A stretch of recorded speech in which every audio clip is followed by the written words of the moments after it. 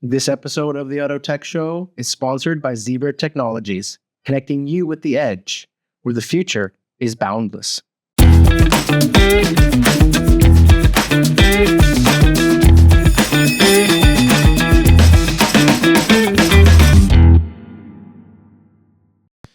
Hello and welcome everyone to this episode of the Auto Tech Show. Today, shooting in probably one of the coolest locations I've been in, the shop of HashtagMechanic in Bedfordshire, UK, just outside of Cambridge, north of London.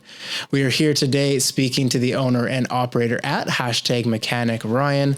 He is an accomplished and seasoned automotive technician, as well as a budding TikTok superstar. You can find his videos online. If you search for HashtagMechanic, we'll make sure to put some resources in the podcast notes below for some of his behind the scenes work that goes on in a shop, as well as driver maintenance tips and best practices. And it is just that topic that we're going to be discussing in this episode, how service professionals can help drivers stay ahead of both their vehicle and tire maintenance. So with that, Ryan, thanks for having me in your shop. Thanks for your time today. I know you have a lot going on, but really looking forward to this talk. Oh, yeah, no, welcome. I'm humbled by your words. Yeah, I think I've strived quite a long time to build where I am. You know, I've been doing this for nearly 20 years now, I think. Gosh. So, yeah. Coming up and learning as the vehicles have evolved as well. It must just be a crazy learning curve continuously. The way that the industry grows, I mean, from what I was doing when I first entered the industry to what I'm doing now, it's so different, the ever changing environment that we're in. So yeah, absolutely. I want to start our talk today by looking at the reality of the vehicle and tire neglect that we see. And I've been in the UK a few days. It's very different than the European market. It's very different than the North American market. So I think you can provide some good insight on what we're seeing here. From what you see come in the door and what you deal with on a regular basis, what are those most common issues that you see drivers overlook when it comes to routine maintenance? I mean, there's a very, very large difference between the UK and Europe. I mean, there are some things in Europe that, you know, when it comes to tires, running winter tires and things like that, I mean, the reality is in that you have much harsher climates. Yeah, more variance. But I think there is a globally, apart from the UK, from my understanding, the way that people treat tires, certainly vehicle health, is very, very different to the UK. Yeah. I think quite often maintenance on a vehicle becomes, a nice to do rather than a necessity. Interesting. In the way that people look at their vehicles. And that's not to all of our customers. We try to educate our customers in the fact that, you know, maintenance is cheaper than repair.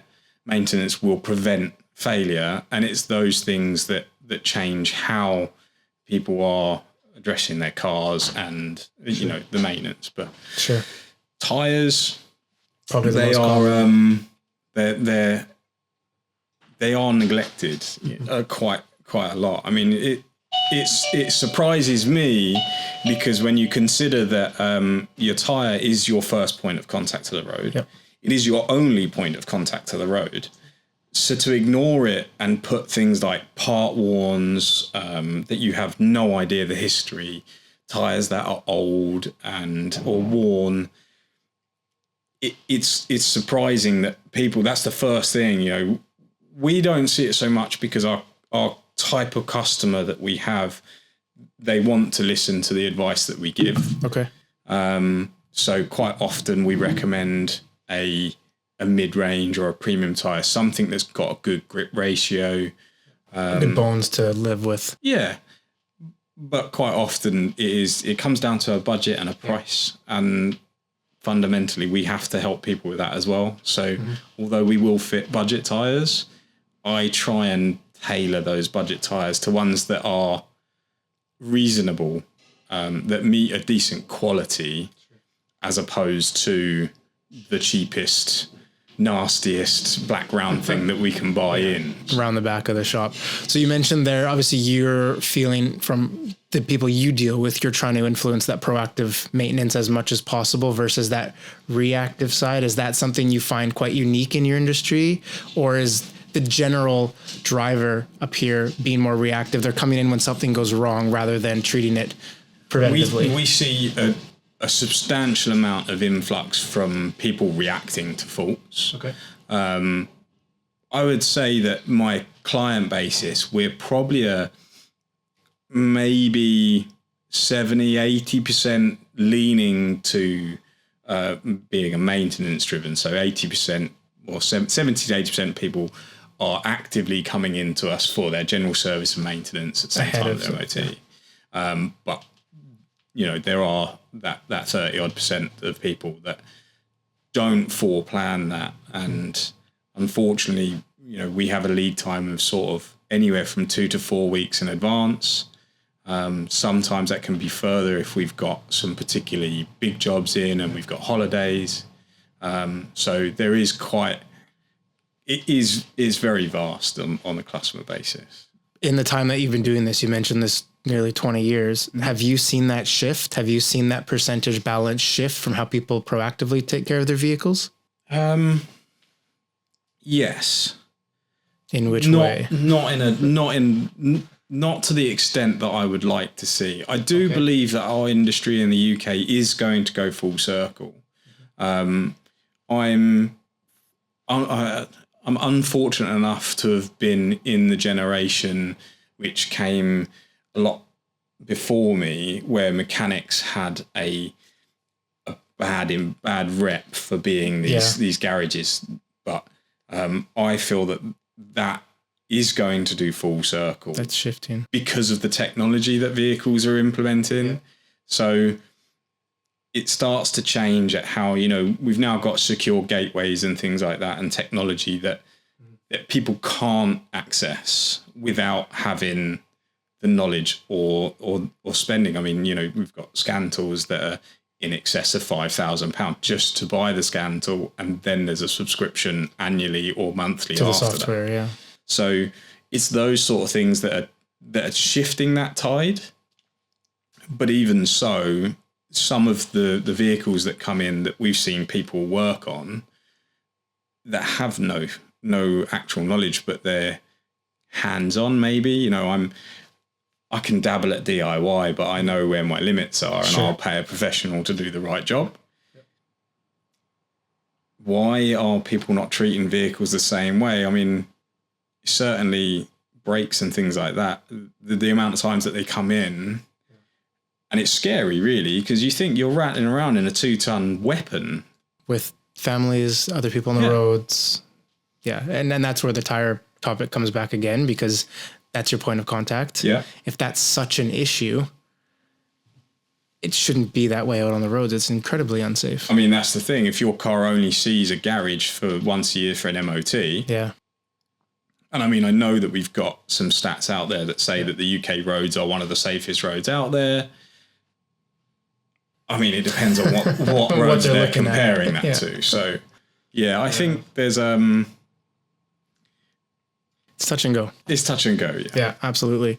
So that shift you've seen, what does that say to how we educate? And by we, I mean service providers, solution providers, OEMs, how we educate people to be more proactive, to be more maintenance aware. How does that, given the shift you've seen over time, are we doing enough? Can we do more? How do we do more? I think that the industry can do more. I think the industry needs regulation. Unfortunately, I don't see that's going to happen anytime soon, but it is something that needs to happen, whether we like it or not, whether the public like it or not. It is something that does need to happen. Yep. And it does force change when it does come in. That would see the greatest change, certainly. But if you don't see that happening, then how do we shift? How do we get people to be more proactive? Well, I think the only way that we can do that is things like what I do here. So with my TikTok and the things that I put out on TikTok, which is aimed at the funner side of life and not to be too serious, but it's to help educate that people that, we're not here to just take your money. We're not here to try and find faults.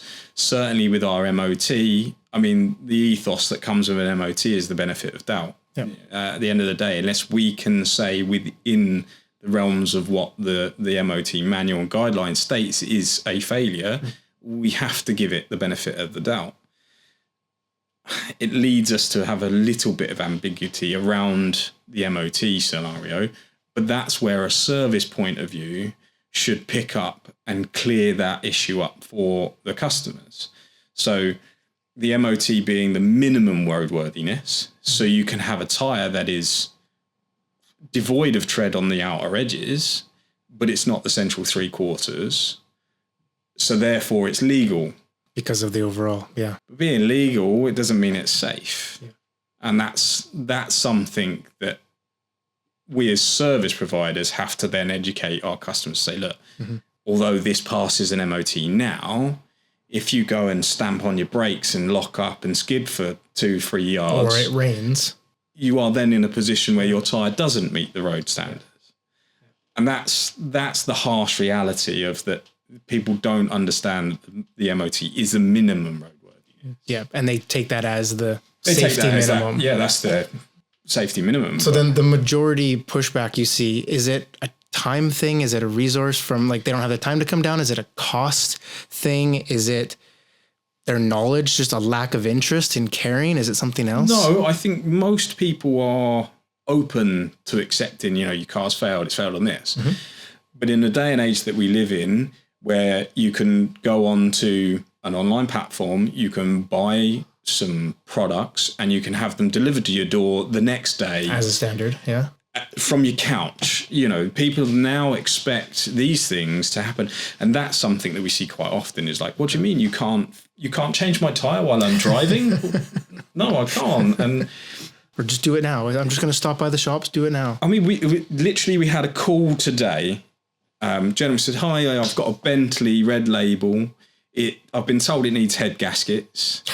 Can I run it round? Run it round when? Now? What? How? This is a major job, and we as a garage, we're a small independent, so that's not something we can do.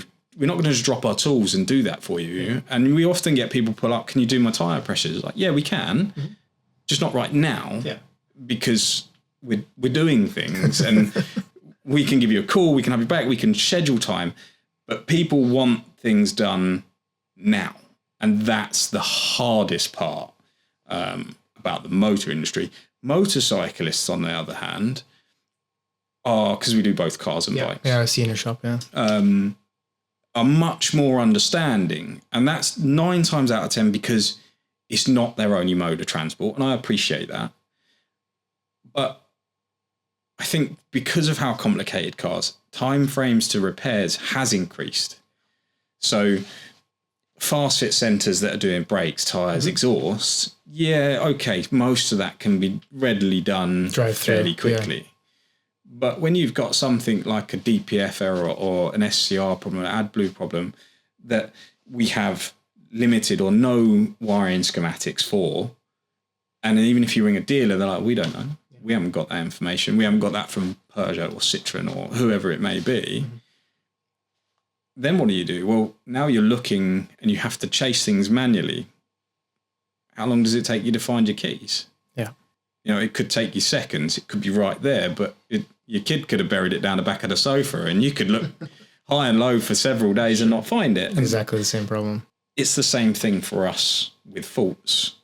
And those are the people that normally ignore a fault, ignore an advice, until it becomes undrivable, basically. They don't plan for it. And every invoice that goes out of our garage, we say, okay, so you're going to need this in X. So you're providing the information. Yeah.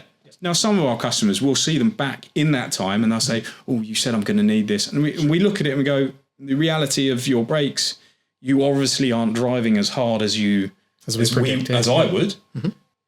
So you don't need them yet. So we'll see you again in a few months' time. No charge. Thank you very much. Goodbye. And that's the ideal customer, because then you have their trust. They're coming back to see you, and they're taking care of their vehicle. That's the thing. It's not ignoring. They're following the advice that was given. the same as if a doctor told you to rest your leg. Most people do. Yeah, to a point. Yeah. To a point. But it's the same with your car. We do offer you a device, but failing to prepare on your part doesn't constitute as an emergency on our part. Sure. And that's a harsh reality because, and I think I've lost customers over it. You know, I'm not perfect, but if we've told you 6 months ago in 3,000 miles you're going to need brakes, and you drive it for 6 months, grind the brakes and run them out and say, I'm going to Scotland tomorrow. Yep.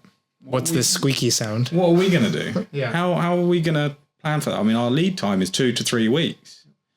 Our customers know that. New customers, it's a harder task to sort of get them in, but we're highly recommended by our customers, and that speaks volumes to what we do. Absolutely. So then on that education point, you mentioned the TikToks you do, and we brought that up in the beginning, and having that level of engagement with the average driver. Does it take more of that just type of social education? Is that how people will learn? Or is it going to take, you said the industry can do more. What else can we be doing? I think there are, in the way that I treat vehicles is different to, I would say, a good 50%. At least 50% of the garages in the industry, purely because I don't think service plans and service schedules actually work to what a vehicle needs. Condition-based servicing from BMW had the right idea, but I don't think it's been executed very well. Okay. That's not to say it's bad or it doesn't work. It still only works to a certain category of people. And that we see quite often, for example, with wet belts. So like a Ford Fiesta 1 litre EcoBoost. Now you could sell that to a 17-year-old child and that's his first car and that's great. But he's going to drive everywhere, every day, flat out for the next 5 years until he has an accident. That's typically what they do. His idea of maintenance is non-existent because to him that expense. Why would I want to spend that when I could spend it on this? I could buy myself a new pair of Nike trainers or something. Yeah. And then you've got Doris, and she's in her 70s, and she just wants to go back and forth to the shop. So now you go from Ford telling you, oh yeah, you've got a 20,000 mile service interval, and you don't have to service for 2 years. So she doesn't. Yep. And he doesn't. But two very different cars at the end of that. Two very different cars. And when they come into what we see, it's very, very different. And that's quite apparent. Like the condition of the oil in the old lady's car that's taken 2 years to do 4,000 miles, that oil is so saturated from starts, short journeys, the moisture, the degradation to the oil. It's hammered it. But equally, the young lad who's just beaten the hell out of his, it's other maintenance schedule. It's a whole different maintenance. It's a different car, like I said.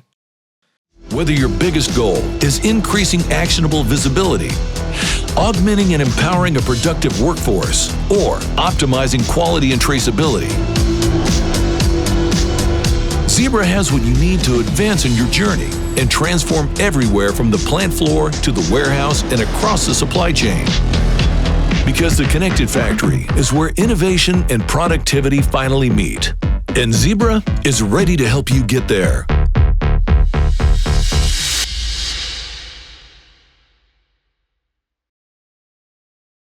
So I want to talk a little bit about the role that tech can play in helping a lot of these conversations that you're having and people and how they can learn. And I think there's so much technology coming into the industry. I mean, proof and point, you've got so many special systems, but now we're seeing that tech develop. AI is getting involved and different solutions are coming on.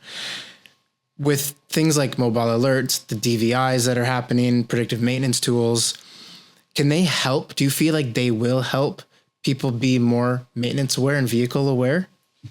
Yeah, there's definitely a place where I think some sort of tool to, we already have brake wear sensors and things that the car do. Like in the car, yeah. That's quite old technology and it works very well. Yeah.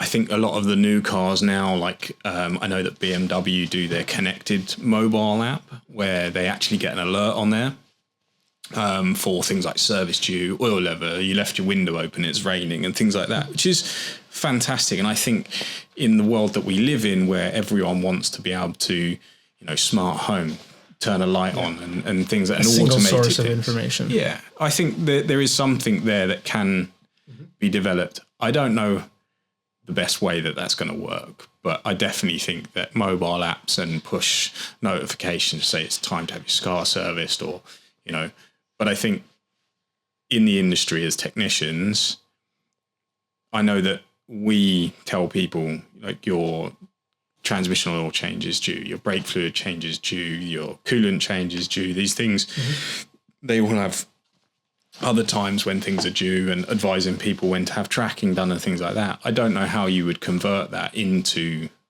a mobile push. Sure. But that would come down to tech to customer relation, or front of house to relay that information. But again, with front of house, you have a lack of skills or understanding what's actually happening in the workshop. Such a gap. There's a massive gap between. But can tech to help bridge that gap? Like, let's say you're doing a DVI, you're doing an inspection with a specific tool that provides understandable information to the front of house, which then can be communicated transparently to a customer.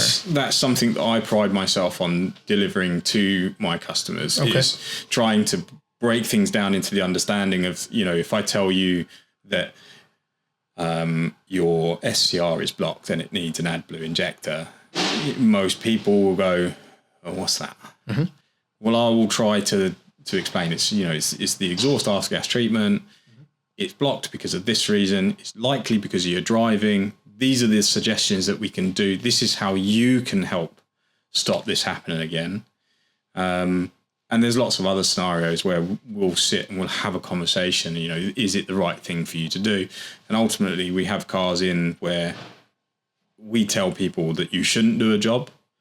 And our customers often say, well, I've looked at the numbers that I've got, because I can't tell you how to spend your money. I can only give you the device based on what I've got.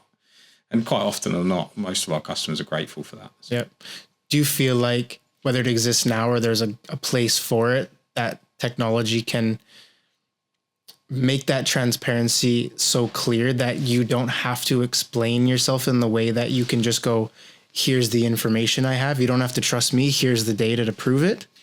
Is there a place for that? Yeah, I think there is. I did see, there was a tool on the market that I saw some years ago, and I did do a TikTok review on it because I saw some pitfalls within it that allowed the data to be manipulated. And that's my only concern with that sort of structure is that, it's one thing trusting a professional who's face to face where you can gauge someone's interaction and how they're talking to you. We are still human. We know how to do that. Sure.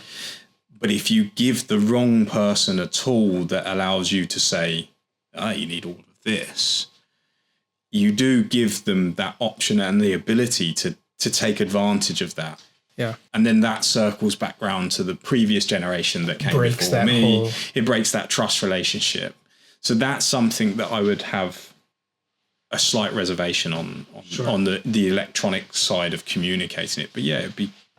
But in a perfect world, let's say that it becomes totally a safe way to communicate what you see and what you know to an understandable, trusted piece of information. Yeah. You feel like we're talking about vehicle and tire awareness, maintenance awareness. Do you feel like that would help the bigger picture? I think getting people to find the information themselves is part of the battle.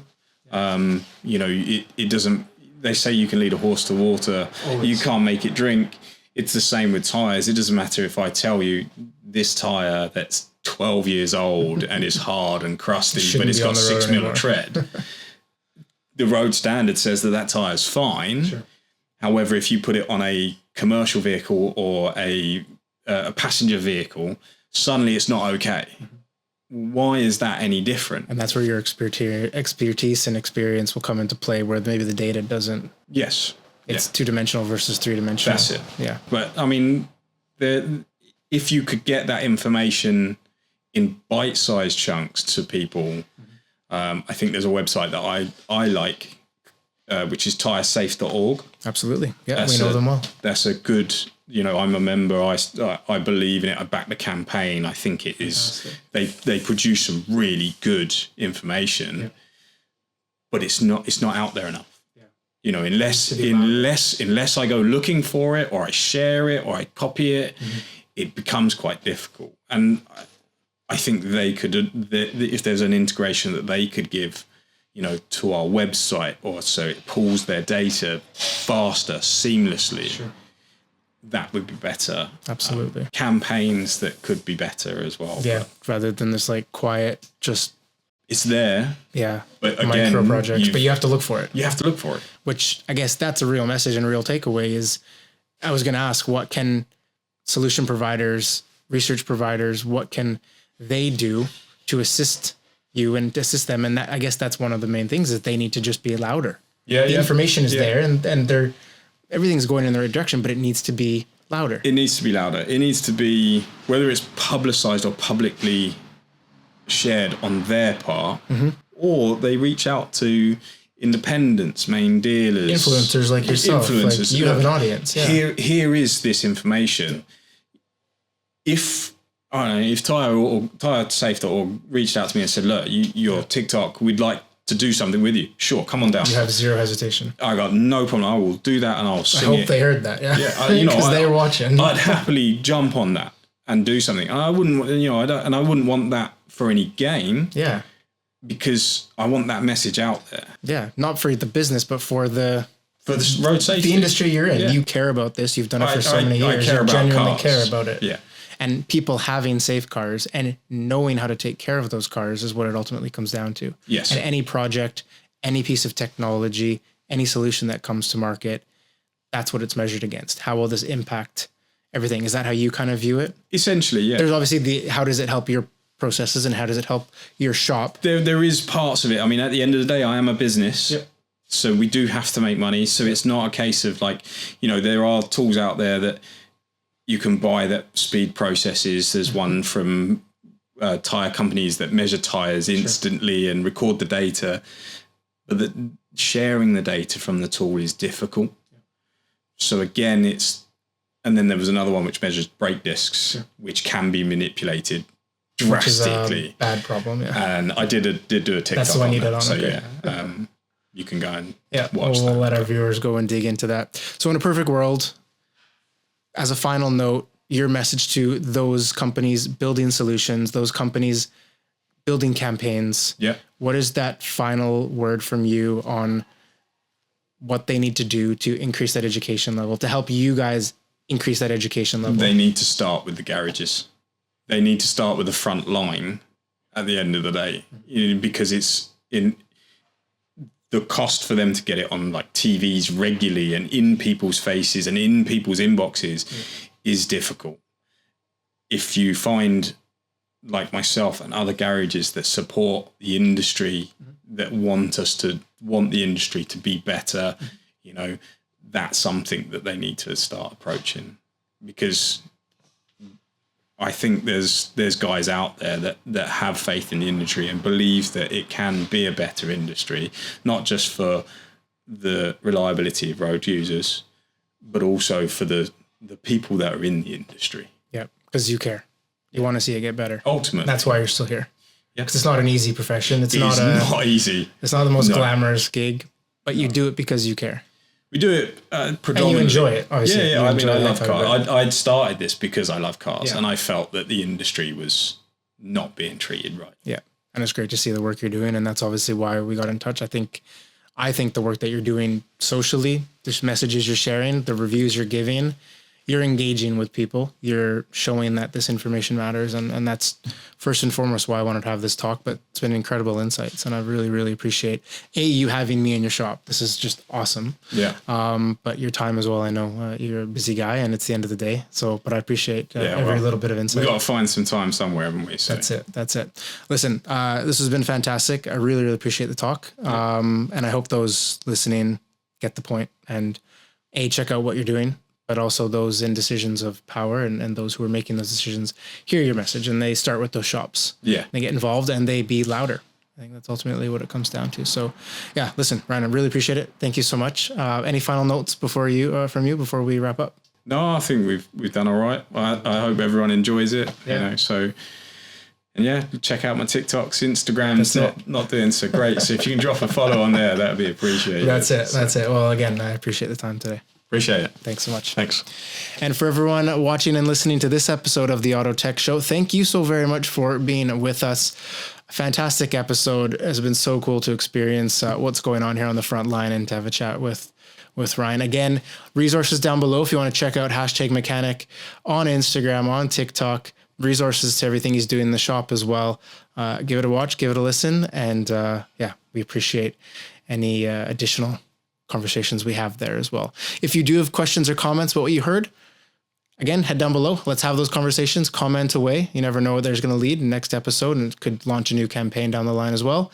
But with that, we'll bring this episode of the Auto Tech Show to a close. Everyone have a fantastic day wherever in the world you may be. We'll see you on another episode very soon. Bye for now.